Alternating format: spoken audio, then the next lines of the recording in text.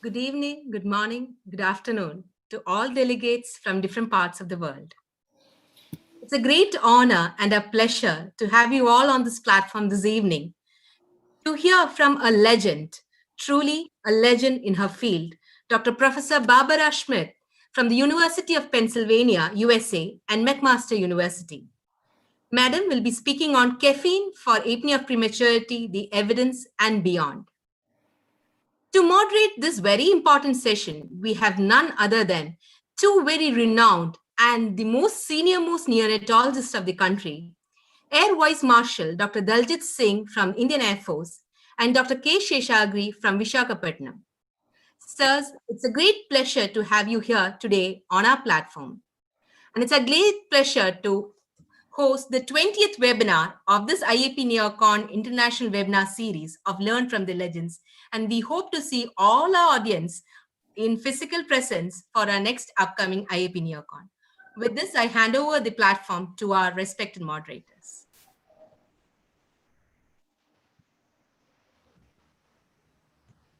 Thank you, Manjusha. Thank you, Manoj. Thanks, IAP Kerala branch and NNF team NeoCon 2021, IAP NeoCon 2021. And good evening, all. Happy Pongal to you all. And I welcome you all today's Learn from Legends series, 20th series. And today's lecture is on caffeine, apnea of prematurity, evidence and beyond. And caffeine, all we know that it is one of the oldest drugs which we're using in neonatology. It's almost half a century. And now it has become one of the commonest drugs being used in neonatology. So whenever drug being used in neonates, probably two things which we are interested in. One is its effectiveness. Second thing is any side effects. Okay. And apart from effectiveness, the side effect is most important because the growing preterm brain is very sensitive to parts of side effects. Let us know all about caffeine by none other than Dr. Rasmi. I request Dr. Daljit Singh, my senior colleague, to introduce Dr. Barbara. Thank you. Over to you, Daljit. Namaste to all the audience across the globe. It's a pleasure to introduce Professor Barbara Christina Schmidt. You all know about her great work that she has done. I'll try to take her journey right from the beginning when she graduated in medicine from Germany. She did her post-graduation in internal medicine again from Germany, and then she moved to Canada. Somehow she's liked Canada, and initially, after having been at Hospital for Sick Children, Toronto, she moved to McMaster. That was in 1989. And since then, going through various positions at McMaster, she continues to be a professor at McMaster even today. The journey at McMaster, all of you know, is the mecca for neonatal evidence-based medicine. And she's been one of the chief priestesses of neonatal evidence-based medicine at McMaster. If we use her own words, she says, I am a neonatologist and clinical epidemiologist with a strong commitment to clinical research that improves our collective ability to practice evidence-based neonatal medicine. You see, this single sentence sums up Dr. Barbara to us, her commitment and her passion for evidence-based neonatal medicine. And based upon it, whether it was a trial, the international trial on caffeine for apnea of prematurity, or so many other trials which she spearheaded from McMaster, has added greatly to the evidence that we have on various issues, not only apnea of prematurity and methylxanthines, which she will talk to you, and which we think that's the only thing we know about her. No, there's much more to her, about use of indomethacin in preterm babies, about the target such oxygen saturation in preterm babies, and ethics, how to use the ethics in neonatal research. She has done a lot of work on all these issues. Presently, she's also Professor Emeritus at University of Pennsylvania, Philadelphia, where she has been there. since 2007. Now, her awards, her memberships, her experience has been long. But I must tell you some of the honors which she has received. She has received Society for Clinical Trials Project Impact Trial of the Year Award for long-term effects of caffeine therapy for apnea of prematurity. She has been member of the Order of Canada, which was conferred upon her in 2015. She delivered the prestigious William Silverman Lecture of American Academy of Pediatrics in 2017 and Pediatric Academy Society's annual meeting on Lung Club lecture in 2018. She received Douglas K. Richardson Award for Perinatal and Pediatric Healthcare Research Society for Pediatric Research in 2019, and also Virginia Epker Award on section on neonatal perinatal medicine of the American Academy of Pediatrics. I will not like to come further between you and Dr. Barbara Schmidt, for whom you have been waiting eagerly. Over to the organizers to hand it over to Dr. Barbara Schmidt to carry on with her talk on caffeine for apnea of prematurity, evidence and beyond. Thank you.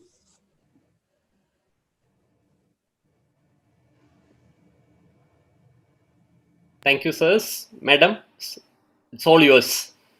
Thank you. And good evening, good afternoon, good morning, wherever you are on this planet at the moment.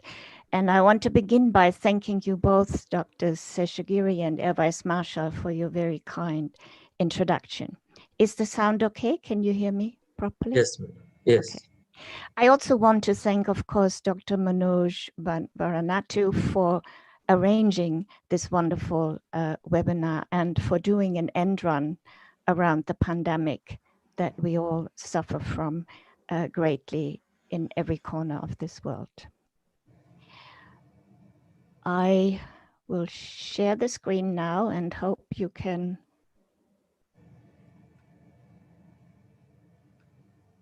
Are you okay? Yes. Okay. So my topic today is caffeine for apnea of prematurity. And I'll begin with a little bit of housekeeping. I have no financial relationships to disclose, but as was already mentioned in the introduction, I was the lead investigator of the Caffeine for Apnea of Prematurity, or CAP trial, and some might perceive this as a conflict of interest. I should also add that in this trial, caffeine was used under investigator-initiated new drug applications. For the trainees among you, and I hope that there are quite a few of you, here are two learning objectives for this presentation. Firstly, to understand the proven benefits of caffeine therapy for apnea of prematurity, and equally importantly, to judge the potential risks of expanding the caffeine dose and the indication beyond the available sound evidence. I could not possibly address every aspect of perinatal caffeine exposure beginning during pregnancy and extending into the neonatal period in this one talk. But by lucky coincidence, I can refer you to this very recent and comprehensive update on evidence-based information as well as interpretation of that evidence. And this is in this December 2020, so really recent issue of Seminars in Fetal and Neonatal Medicine, which is devoted entirely to caffeine. And on the right side of your screen, you can see all the topics and the distinguished authors who contributed those topics. Caffeine for apnea of prematurity has been called a neonatal success story in more than one recent publication. The authors of this particular article some years ago in Neonatology credit the CAP trial for much of this success. I realize there are many among you who are not as old as some of us are, and who did not practice neonatal medicine in the last century. And those of you may be surprised to hear that in those days, in the 1980s and into the 1990s and the early years of this century, the safety of routine caffeine use was far from certain. In fact, concerns about the safety were really the impetus that made us design and then execute this international trial. Why were we concerned about the safety? Very briefly, throughout the 80s and 90s, there was exponentially increasing evidence in the laboratory pointing to potential harm. In multiple species, it was shown that the methylxanthines, of which caffeine is one member of this class, could do harm to the developing brain under certain conditions. And on this screen, you see one of the earliest and most high profile of these experiments. And I'll take you very quickly through it. This particular study was published in a prestigious journal, as you see at the bottom, Science, in 1978. The researchers here studied weanling mice, so very young mice, in pairs of littermates. And one member of each pair was exposed to what would translate into a therapeutic dose of aminophylline for our preterm babies, and the other member of the pair served as a control. Then these animals were subjected to a profound hypoxic, we could say anoxic event by being placed in an atmosphere of pure nitrogen. And you see on the right side that 10 of the 16 control animals survived this ordeal, but all aminophylline pretreated animals died. It's fair to say that in 1978, when this paper was published, it was not yet possible to explain what might have happened here. But we certainly know now for quite some time that caffeine and other methylxanthines are non-specific inhibitors of adenosine receptors, at least at the standard doses of caffeine that we use in our preterm patients. What does that mean? Adenosine is produced in all of our tissues, and that includes the brain. In the brain, adenosine levels rise when energy demand outstrips supply and brain cells are at risk of dying. Such situations that create this imbalance between ATP synthesis and ATP breakdown include hypoxia, ischemia, hypoglycemia, seizures, conditions that unfortunately we do see quite regularly in some of our preterm patients. So we are having here a natural protective mechanism via adenosine, which protects the brain by slowing down metabolism from energy failure and permanent injury.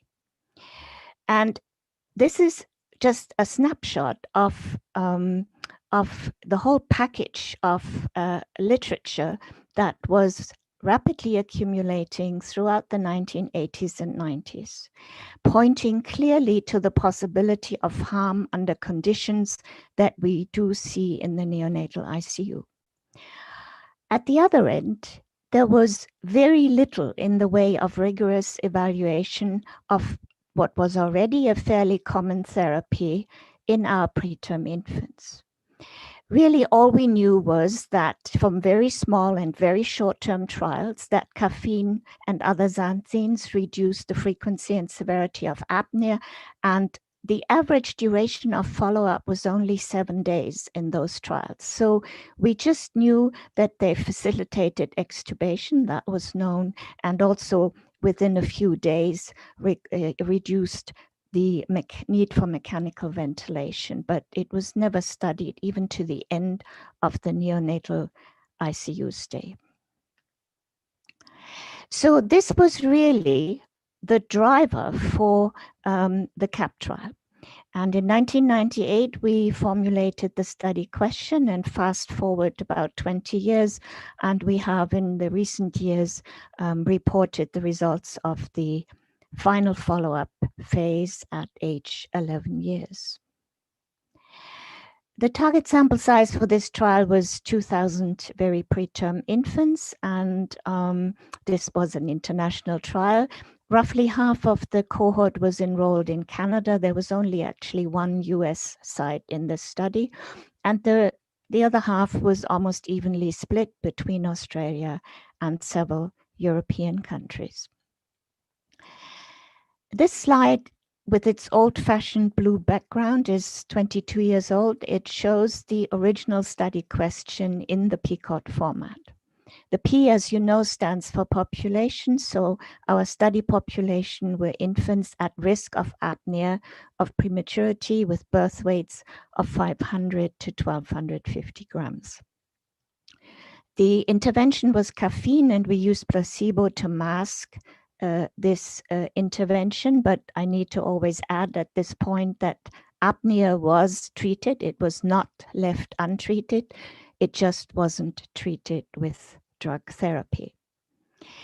The main outcome, because of our concern about long-term safety, was the composite of death or disability at a corrected age of 18 months.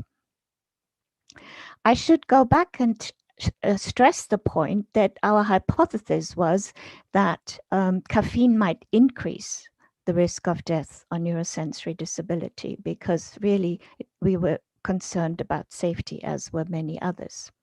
But thankfully, we were proven wrong. In 2006, we reported the neonatal outcomes in this trial, and you can see that caffeine had several short-term advantages, none of which had been known up to this point because they had never been studied.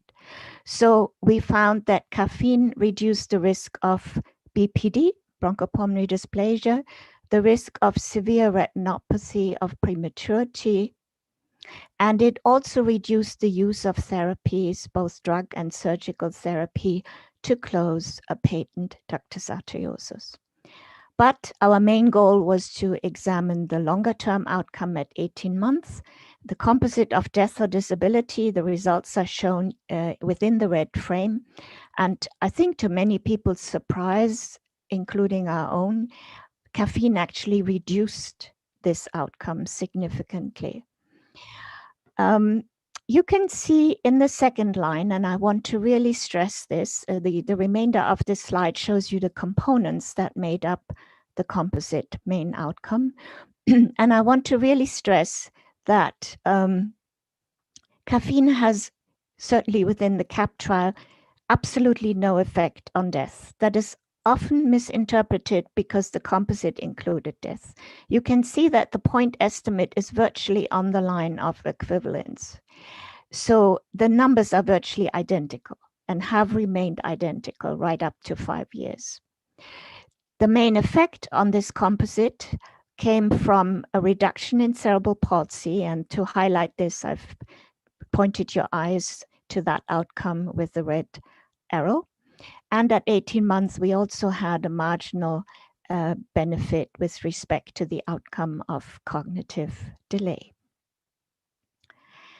At 5 years, we again had a composite outcome that included the same components that we studied at 18 months, but we added behavioral problems, which are a common consequence of prematurity, and also general health outcome.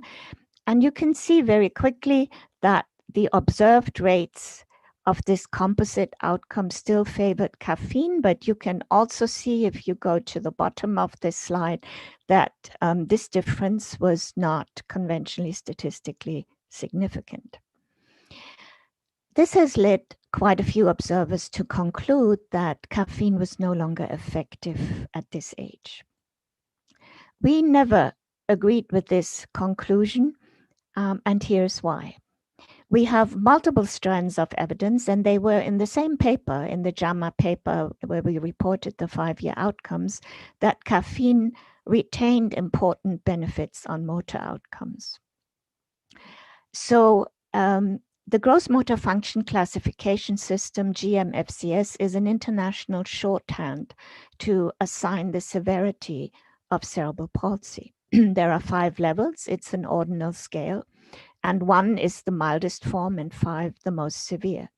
And when we examine this entire ordinal scale, you can see that the distribution with respect to severity of gross motor impairment favors caffeine and with a highly statistically significant difference.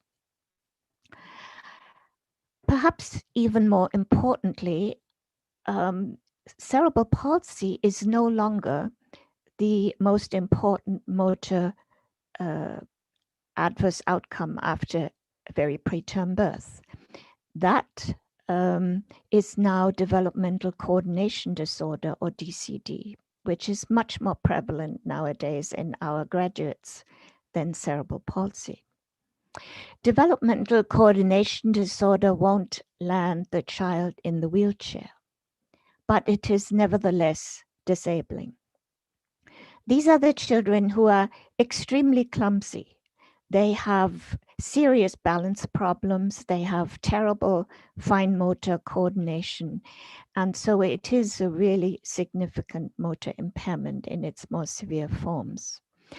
And this is why at 5 years, Lex Doyle, whom you know as one of the world's most foremost follow-up investigators, is a member of our study team, together with some of us, decided to take a look at the database, at the 5-year database, to ask the question, is there any evidence that caffeine reduces this particular motor outcome?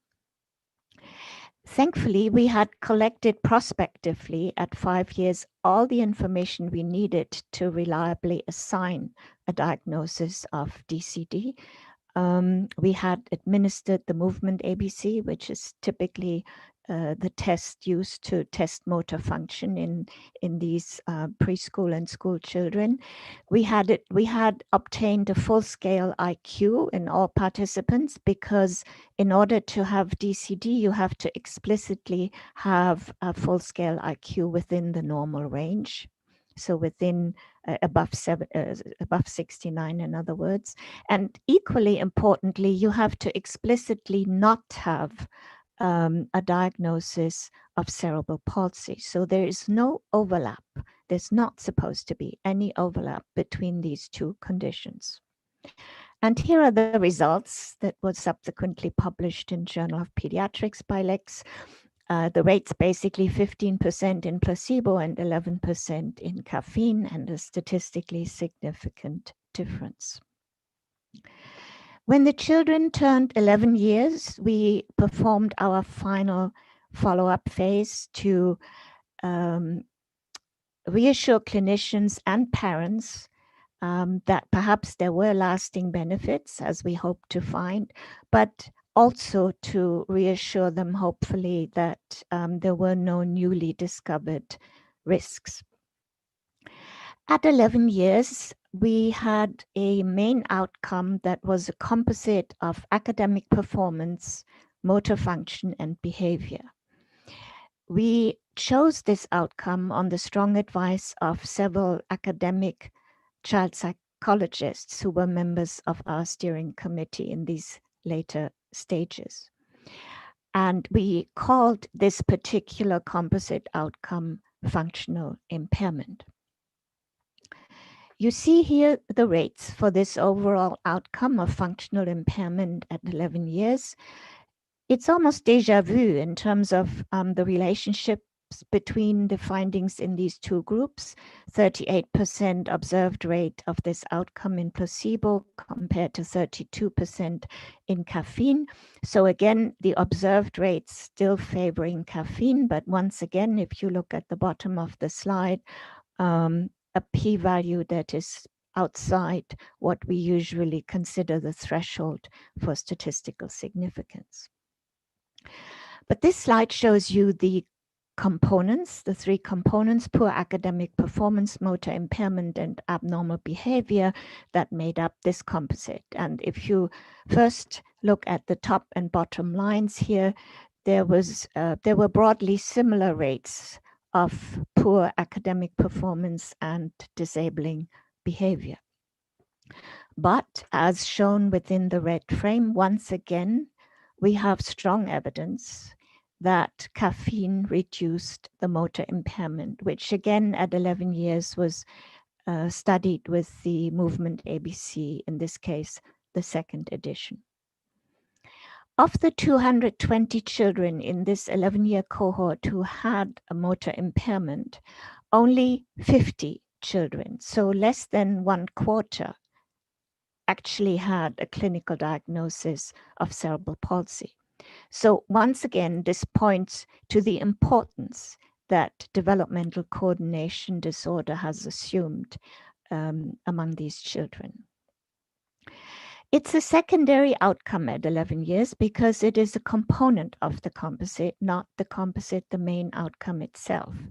But we still believe that this is a true benefit of caffeine. And here is why. It's because of the consistency of this finding. We have shown benefits of caffeine on motor outcomes at 3 different ages, at 18 months, at 5 years, and now at 11 years, using different tests and in cohorts of different sizes. So we do believe this is a real effect. With the observed rates of motor impairment in our study, the number needed to treat with neonatal caffeine for apnea of prematurity to prevent one motor impairment 11 years later is 13, with fairly tight confidence intervals of 8 to 42. Now, what might explain this benefit of caffeine on motor outcomes? Alan Jobe, who needs no introduction to any of you, wrote a few years ago, and this is a direct quote, "Caffeine likely is not a direct brain or a lung drug, but rather a drug that decreases adverse effects of interventions to treat apnea." I could not agree more with Alan's statement, and I will show you and try to explain in the next couple of slides why. In 2006, when we reported the neonatal outcomes of the CAP trial, we also reported these data, namely the postmenstrual age at last use of 3 levels of respiratory support in the 2 comparison groups, caffeine and placebo. These 3 levels were what we call here intubation, so being ventilated with an endotracheal tube in place. Secondly, any positive airway pressure, so that now includes what we like to call non-invasive pressure, so chiefly CPAP in those days, and supplemental oxygen.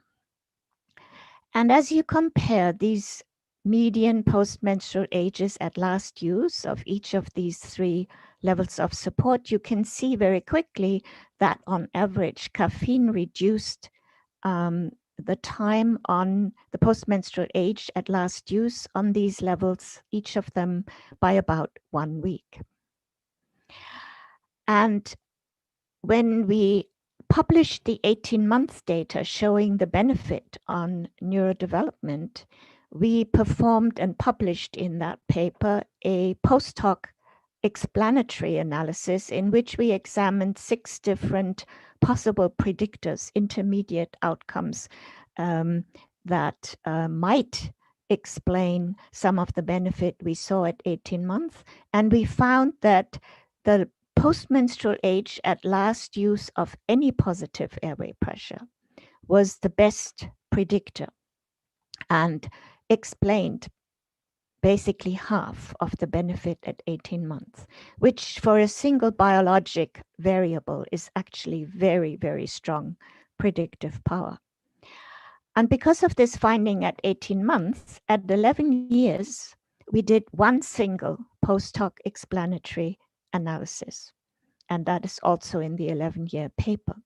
We simply asked how much of the caffeine benefit on motor impairment at 11 years can be explained by the postmenstrual age, PMA, at the last use of any positive airway pressure in the neonatal ICU. And we, as you can see here, basically got the same result as at 18 months. 53% of that caffeine benefit was explained simply by the postmenstrual age at last use of any positive airway pressure. And the confidence intervals are shown there, 22 to 100%. I should add that although that is often bandied around, and I know some people give caffeine nilly-willy as a brain drug, there is to this day no credible evidence that caffeine has beneficial effect on the preterm brain outside of this mechanism of reducing exposure to noxious other treatments that we have to use for apnea of prematurity. Let's talk about dose, which is one of the hotly debated topics these days when it comes to neonatal caffeine. Here is our regime in the CAP trial, very conventional dose. We're talking about caffeine citrate, I should say, 20 milligrams per kilogram loading.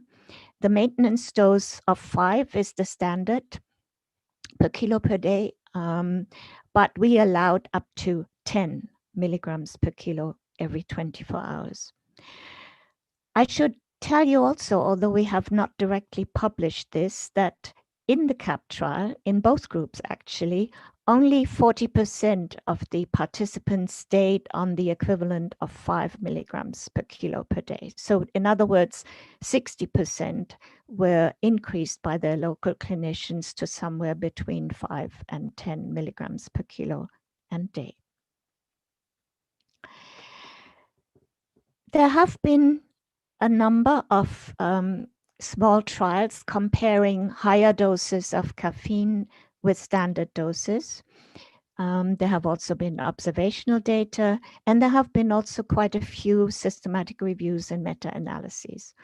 This particular forest plot comes from a systematic review by the group around Ravi Patel at Emory in Atlanta, published 2 years ago in, just over 2 years ago in Clinics in Perinatology. And you see here 3 randomized trials listed in which higher doses of caffeine were compared with so-called standard dose. The outcome of interest here is the risk of BPD, and you can see in the forest plot that higher doses do seem to have a beneficial effect compared to so-called standard on this particular outcome. Unfortunately, however, none of the 3 trials used the same high dose. That's the first problem. The second problem is not even the standard dose was the same in all 3 trials. So the next problem, of course, is that if you look at the numbers, they are still very small. We don't even have a total of 500 children not in this analysis, and the outcome is short term. So my take on this, and I agree with the authors of this particular review, is that I do believe we have insufficient safety data at this point in time to advocate routinely higher doses of caffeine than what we used in the CAP trial. This, of course, does not prevent some opinion leaders from advocating higher doses. I don't know how many of you, depending on where you are, pay attention to the UK NICE guidelines.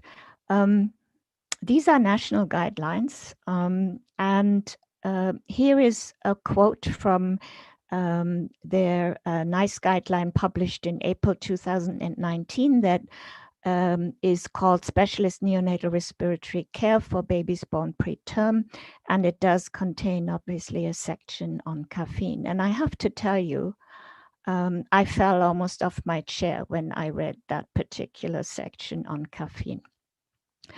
Here is a direct quote from that guideline. It says, consider a maintenance dose higher than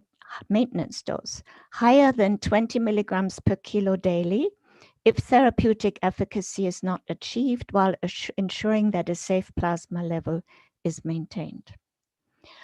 Well, there are several serious problems with this statement. The first is, what is a safe plasma level? I don't know. I don't think anybody really does. And the authors of the guideline don't tell us what a safe plasma level is. And although I don't have the time to go in any detail into the pharmacology and pharmacodynamics of caffeine, I should stress one important fact. I said earlier that at standard doses, caffeine competitively inhibits adenosine receptors. But at higher doses, the pharmacodynamics of caffeine and other xanthines become much more complex. And as Jack Aranda in this chapter that I, in the seminars in fetal and neonatal medicine wrote, they become much more worrisome and of course much less studied. The second serious problem with this NICE guideline is that this. I showed you the 3 trials that have compared higher versus lower doses, and I told you also that none of these 3 trials had the same high dose, but none of them, not one of them, used a daily maintenance dose above 20 milligrams per kilo as recommended in this NICE guideline. So I'm really unable to comprehend how such a non-evidence-based recommendation can make it into a national guideline. In contrast to the very problematic UK NICE guideline, this guidance for clinicians by the Committee on Fetus and Newborn of the American Academy of Pediatrics is much more evidence-based. I don't always agree with the statements that the AAP puts out, but this particular one, which was first authored by Eric Eichenwald, now in Philadelphia, is really very sound. It's about much more than caffeine. It is covering what it says it does, apnea of prematurity. And even though it was published 5 years ago, it's still quite valid today. Here is what the AAP has to say about caffeine. Caffeine citrate is a safe and effective treatment of apnea of prematurity when administered at a 20 milligram per kilogram loading dose and 5 to 10 milligrams per kilogram per day of maintenance. And that, of course, is the regimen that we used in the CAP trial. Another topic that has received a fair bit of attention in recent years is the question of the timing of the initiation of caffeine therapy. How early is early and for whom? Once again, here is a quote from the UK NICE guideline. Use caffeine routinely in preterm babies born at or before 30 weeks. We will get to that shortly. But it says starting it as early as possible and ideally before 3 days of age. Where do the 3 days of age come from? Well, we do think they can be traced back. This 3-day threshold has been used in a lot of publications since. We believe it can be traced back to the CAP trial, and here is why. So in this trial, infants could be randomized between birth and 10 days of age, but the median age at enrollment and therefore at administration of the study drug was 3 days. And not long after we had published the initial main CAP trial papers, Peter Davis from Melbourne, a very close collaborator, and of course somebody all of you know from his wonderful work, especially on delivery room resuscitation and high flow cannulas and so forth. Anyway, Peter published this subgroup analysis paper, which included one subgroup analysis related to timing of the initiation of caffeine therapy. And he simply divided the cohort into 2 time periods, early and late, by the median, so below and above 3 days of age. I think that's where the 3 days everywhere are coming from. So this is the forest plot that was included in that publication. And here we have again postmenstrual age at last positive pressure ventilation, PPV, by age at randomization. And you can see, again, helped by the big red fat arrow, that the effect of being able to wean from any positive airway pressure was far greater in the early than in the late group. And you can see at the bottom that this test for heterogeneity, so the interaction test, was significant, so making this a valid subgroup comparison. There really have not been meaningful, conclusive randomized trials on this topic. There has been one single trial comparing early versus late out of Miami. I'm not even showing you data of this trial because, as I said, unfortunately, I believe it is inconclusive. It was very small to begin with, but then they stopped early, so the total sample size is barely over 80 patients. And what they did was actually something very important, and somebody should repeat it. They randomized babies who, after birth, very preterm babies, who had significant lung injury and were stuck on the ventilator. And we don't know if these fully mechanically ventilated babies, maybe even on high frequency oscillation, whether they should be started on caffeine when you can't really immediately wean them. So that was the question they wanted to ask, a very important question to which we still don't have the answer. And then they randomized them to this early caffeine in fully ventilated babies or placebo, and then they were all switched to open label caffeine when they became ready to wean. And they found no difference on their main outcome, which was earlier extubation. But as I said, there was so many problems, and the trial was so small that I don't believe we have any randomized trial evidence on this topic to date. So we are stuck with observational studies, of which there are quite a few, and they've been summarized in this forest plot once again in the same systematic review by Ravi Patel and colleagues. You can see some of these observational data sets are quite large, the one by Dobson using the pediatrics with the NEXT database, but large sample sizes don't help when it comes to bias in observational studies. And so obviously these studies are all prone to serious biases, including survival bias. You can also see in the forest plot, and I should add the outcome again is risk of BPD. You can see in the forest plot that these data are very heterogeneous. There's a lot of inconsistency. You can see the I-square as high as 97%. So you judge for yourself if you should even believe these data. Here is my take on when to start caffeine. I believe it is actually a completely wrong question to ask this question and expect one single answer, because I think it depends on basically two parameters. What is the gestational age of your patient, and what is his or her respiratory status? What do I mean by that? If you have a baby who is, and I don't really want to argue about whether you take the cut point at 29 weeks or 28 weeks, or maybe even at 30 weeks. Basically, if you have a baby who is in that vicinity, and so not extremely preterm, but more moderately preterm, I would suggest wait until apnea develops. Don't give it prophylactically. Why? Because these moderately preterm babies do not universally develop apnea. Most do, many do, but not all of them.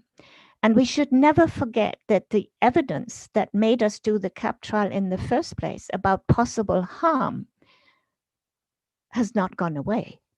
It's just that what we believe happened in the CAP trial is that this potential harm was completely offset by the benefit of getting these babies off other noxious therapies for apnea of prematurity.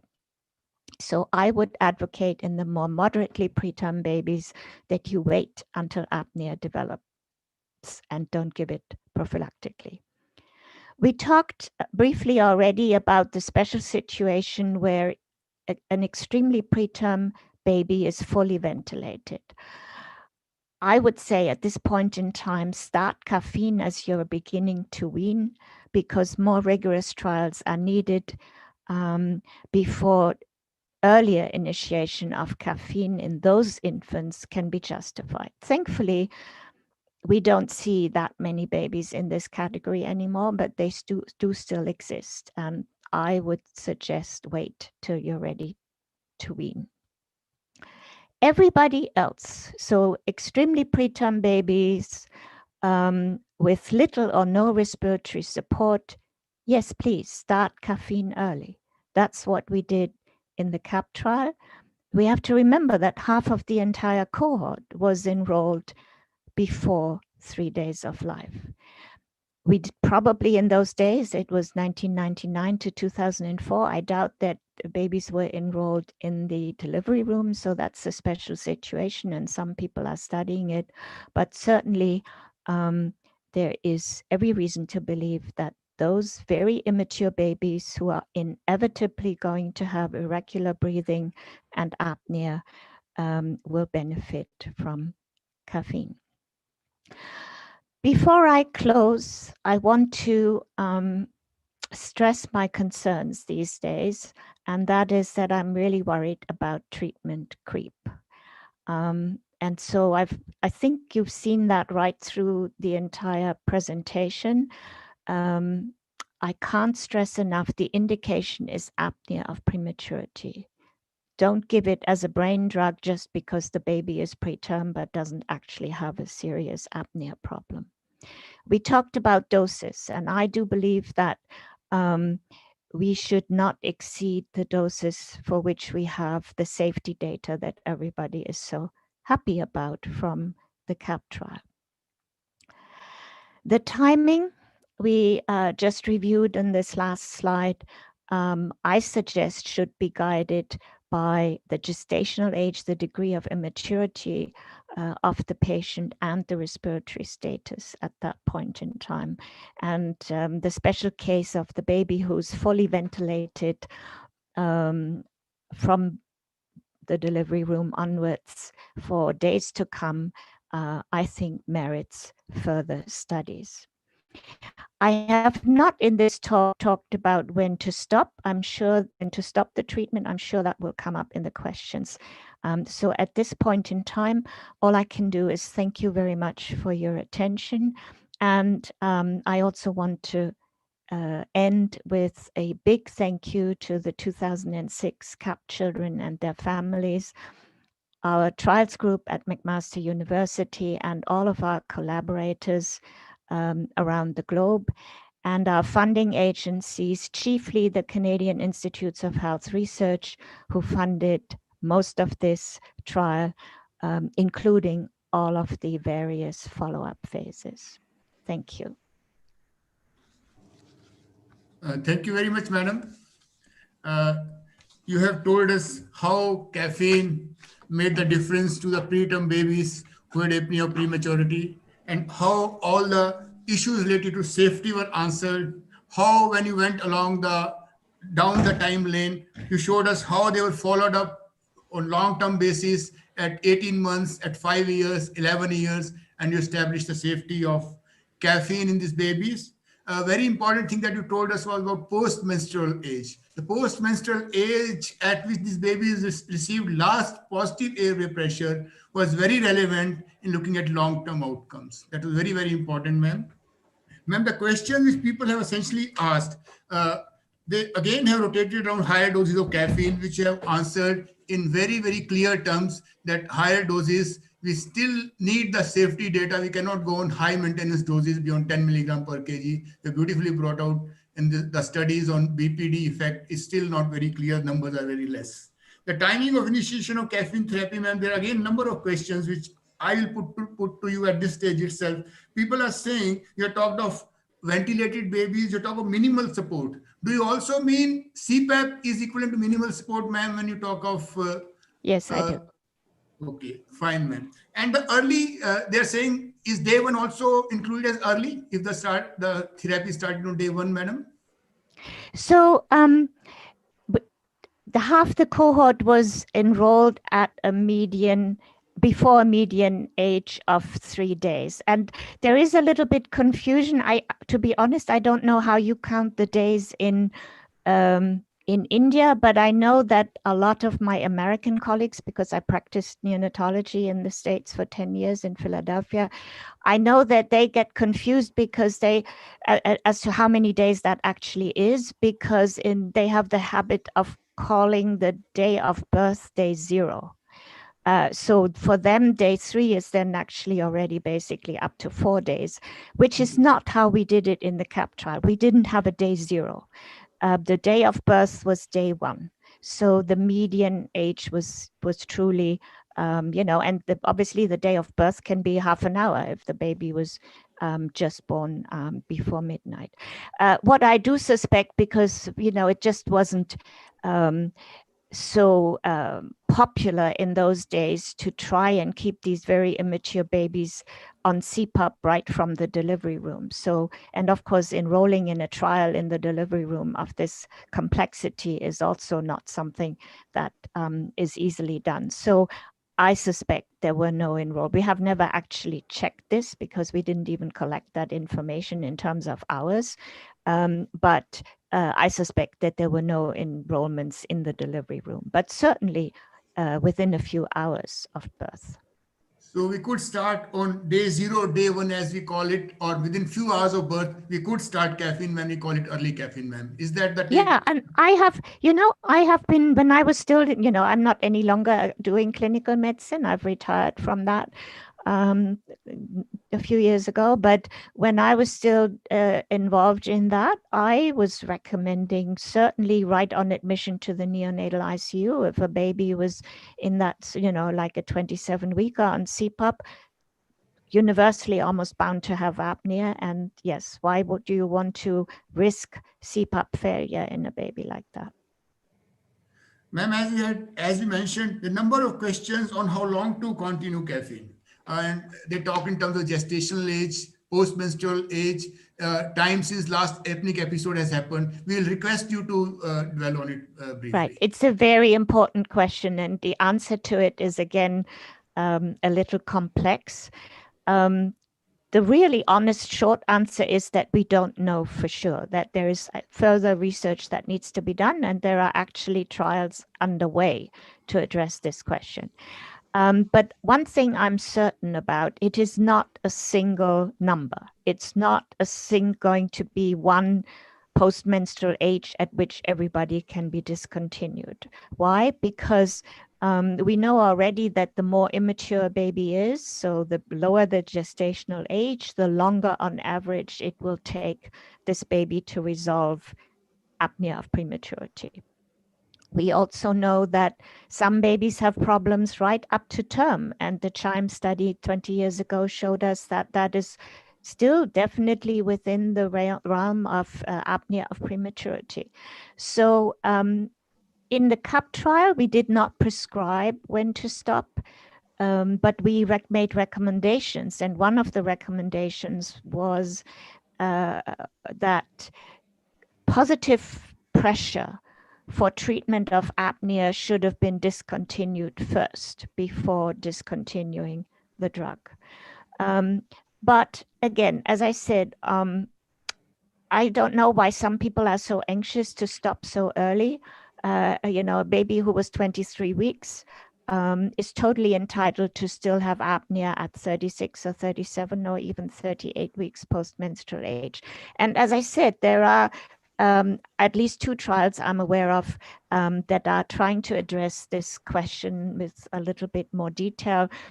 We also know, and from Ryan's studies in the US, that there may be a reason to go for longer because of these not often very noticeable hypoxic ischemic events that some of these babies still experience when we think they are out of the woods. But those are still all open questions. But at this point in time, I think it should be individualized depending on how immature the baby was and how much of a problem apnea still is.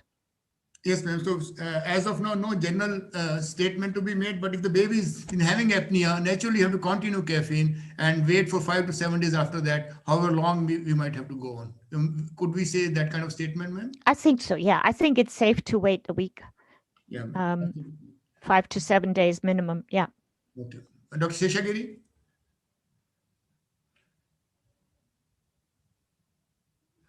You are mute. Dr. Sheshagiri, you are mute.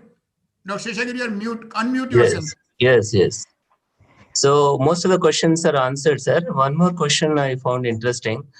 Does it have any role in the HIE babies who had some hypoxia, ischemia, and also role of caffeine in term babies for having apnea? Let's start with the second part. Term babies who were ex-preterm babies now at term, or babies who were born at term? Which is the question? Term babies, madam, not the preterm babies, born term. They're talking of gestationally born term, ma'am. Beyond 36 days completed. I don't see any reason to ever consider caffeine in a term baby. I wouldn't know for what indication. In preterm babies who are having mild asphyxia-related problems, does it help? Who are having what? HIE. HIE. Okay.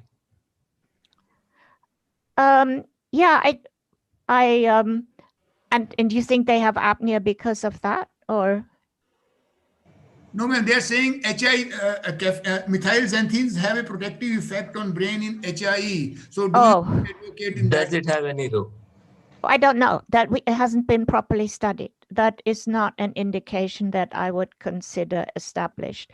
I mean, if the baby also has apnea of prematurity, it's obviously indicated. But I really do not think there is any data that is credible or consistent to show that caffeine has a direct effect on the brain. Even the laboratory studies are inconclusive. And, you know, Lex Doyle's group in Melbourne published a paper some years ago showing MRI benefits in the caffeine group that at the time they said was not explained by a reduced rate of BPD, which in itself obviously is not good for your brain. And that paper has been quoted a lot and received a lot of attention. But what has received much less attention is a follow-up paper from the same group in Melbourne, published, I think, 2 years ago, when the children were older, and they repeated the MRI study and could not find any difference. So there is one more question related to what is the role of routine monitoring of the levels of caffeine? I don't think there is any in routine care. I mean, obviously, if you go to ultra high doses, you can measure it. But then again, what are you accepting as too high? It gets problematic very quickly. In the CAP trial, we did not do in over 2,000 infants a single level. And we actually prohibited levels because they would be unmasking. If somebody, and we made it very clear that if you think a baby has toxic symptoms like tachycardia, tachypnea, that sort of thing, the only real measure is there's no antidote. So there's therefore no reason to have a level. The only right answer, regardless of a level, is to hold the caffeine until the symptoms subside. Yes, they are non-specific, but the level wouldn't actually help you do anything different. One more question related to again caffeine. Can we discharge the babies home on caffeine? Before I get to the home, I just want to be, just so I'm not misunderstood. So for caffeine, I don't see any need to do levels in routine care. For research, it's something different, but not in routine care. But that is very different if you're using aminophylline theophylline, because the therapeutic margin here is much narrower. And so you absolutely, if you use aminophylline theophylline, you have to do levels, just so we don't get the two mixed up. Home caffeine. So that is actually one of the studies in the US in the Neonatal Research Network that is looking at that. At this point in time, I know some people do it. I have never sent a child home on caffeine in my own practice. I think it needs further study, and those studies apparently are being done right now. So hopefully we can answer that a little bit better. Ma'am, Coming years. The side effects, people are still asking a lot of questions, hyperglycemia, other side effects. What would you want to tell them about the safety of caffeine? Yeah, so we did not, yes, I mean, but those are typically toxic effects, short-term toxicity. So we did not routinely measure any biochemistry or stuff like that in these babies. We wanted to do a manageable, in 9 countries and large sample sizes. So we wanted to do a manageable trial. We did not want to get lost in blood samples that also might make it less palatable for the parents to be involved. So I think these are known in the literature as signs of toxicity. We did observe in the neonatal period less weight gain in the first months of life in the caffeine-treated babies. And that is no surprise, because caffeine is a powerful drug in many ways, and it does increase the metabolic rate. But those differences were evened out within 3 to 4 weeks and never showed up again at follow-up. Okay, ma'am. Okay. There are few, yeah, Dr. Shishak. yeah, there are a few questions related to again feed intolerance and NEC in the caffeine complications. What we have discussed, hyperglycemia. But what about feeding and feeding intolerance? Whether we should alter the dose, or we should stop, or is there any relation to NEC? There are a few questions regarding that matter. Yeah, there is the NEC question. I think I can answer quite confidently. I know it's still in the US label, in the FDA label, that it may increase NEC based on very shaky data from a very small licensing trial back in the 1990s. In the CAP trial, we had no hint of an evidence that caffeine increased the risk of NEC. In fact, the rates were basically the same, down to a decimal point almost. Thank you, ma'am. There are few questions on oral versus IV. Oral doses versus IV doses. Maintenance, whether 12 hourly or 24 hourly, and use of mini boluses. Would you like to address this? So are these 3 different questions, right? So oral versus, so the beauty of enteral caffeine is that it is very quickly available to the body, and fully 100%. So the dose is exactly the same because it is fully available to the body as if you were giving IV. That's an important. In fact, in many situations, the enteral formulation is, well, it's exactly the same as the IV, and you can actually give the IV formulation enterally. So that's all very good, and I think for those who have maybe for parts of the world where it is not so easy to maintain IVs, that is an important piece of news. The other question was now. 12 hourly or 24 hourly maintenance dose. Yeah, so this is an interesting question. So in the first few weeks of life, there is no question that once a day is more than adequate, simply because we know the pharmacokinetics have actually, in the first few weeks after birth, very well studied. The half-life is so long that it makes no sense to divide the dose into two. It just increases your nurses and pharmacies' workload.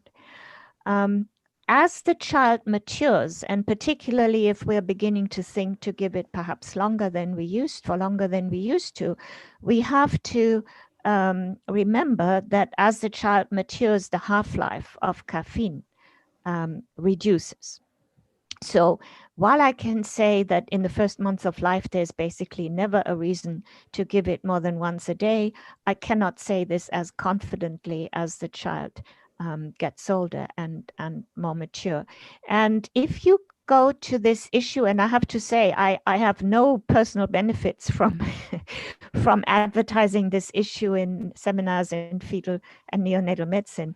But I did choose the authors and the topics, and there is a beautiful chapter in there, again by Ravi Patel and a colleague, about standard dose, high dose, or dose adjusted for age. And they quote a very interesting paper that you may also be familiar with, where people have actually provided a formula based on pharmacokinetics over time, how you may want to increase the dose just simply with advancing postmenstrual age in order to counteract this change in the half-life and bioavailability of caffeine.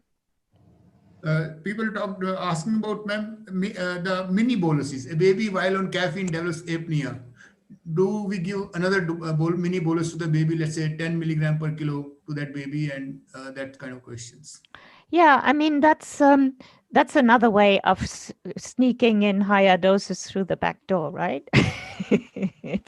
it's yeah, you can do that once if you have any doubt that maybe the previous dose was, if you gave it enterally, that it may have been regurgitated, or if you think your IV went interstitial or something. If you have any doubt that your caffeine that you've given so far actually arrived, perfectly legitimate, right? But if you keep doing it, you're just going to go and basically use higher doses. Okay.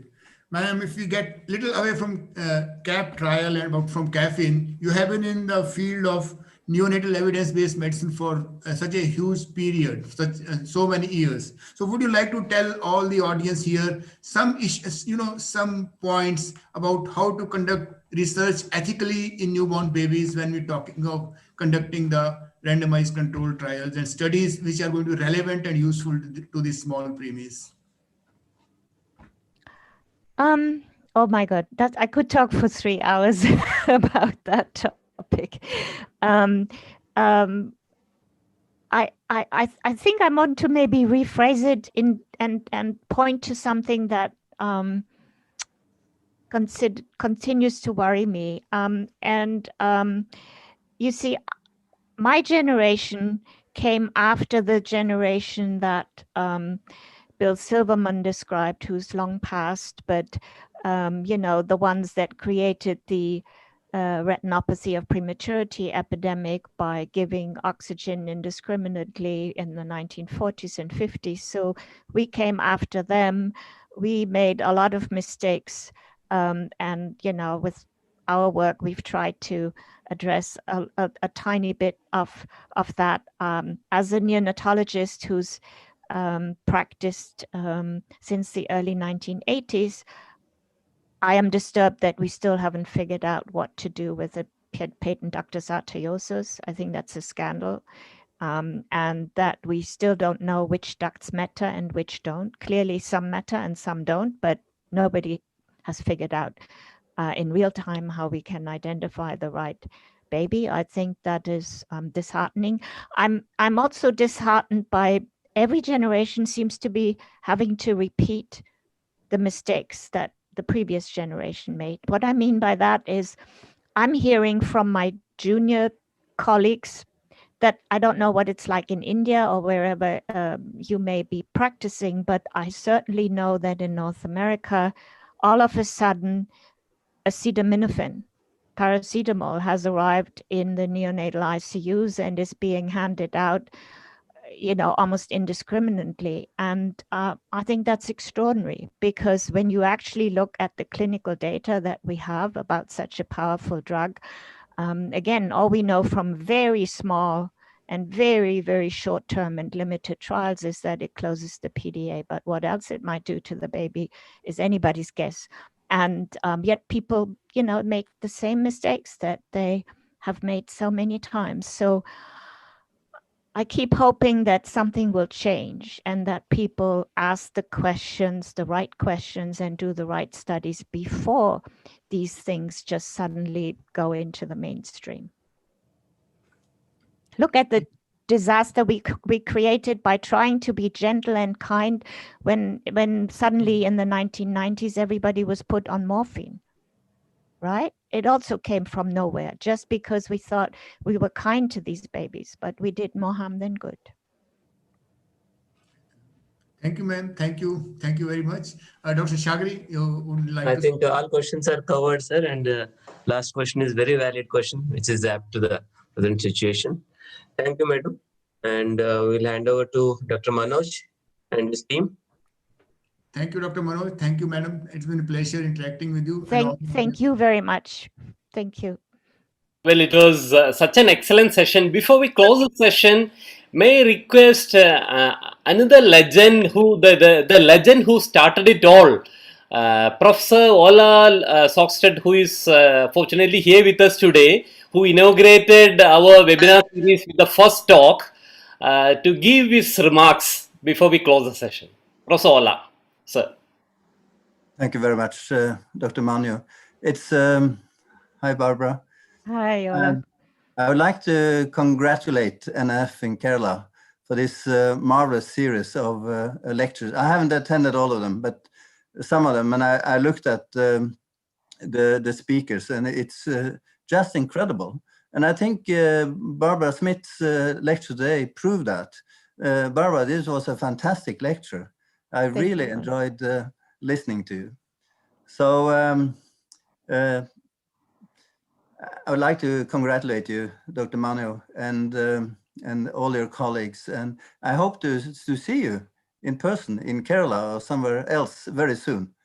We do hope to see you both, Madam and Sir, when we plan to host the physical conference, hopefully this year, towards the end of this year in September. That's the plan. Yeah, and I look forward to see you, Barbara. Yes, me too, to see you. Stay safe in the meantime, Ola. Yeah, you too. Thank you. Thank you so much. So, thank you, Professor Ola. Thank you, Professor Barbara. Thank you, the moderators. Madam, it was such a nice session, and it was truly nice of you to spare so much time for us. So, we come to the end of this session. Let me thank all the delegates who have been with us, to more than 300, around 300 delegates from 65 countries now with us, who are viewing this, and the YouTube channel who continue to view in the next few days. The next few sessions in February are going to be on neonatal hemodynamics, and except for one session by Professor Daniel De Luca in February, all the other sessions in February and March are going to be on neonatal hemodynamics. We begin the hemodynamics series on 30th of January with a session by Professor Subair Agai on umbilical cord management of non-vigorous neonates, the updates and future. So I welcome you all for that. Thank you today for joining, all of you. Have a good day. Thank you. Thank you. Bye-bye. Thank you, madam. Thank you.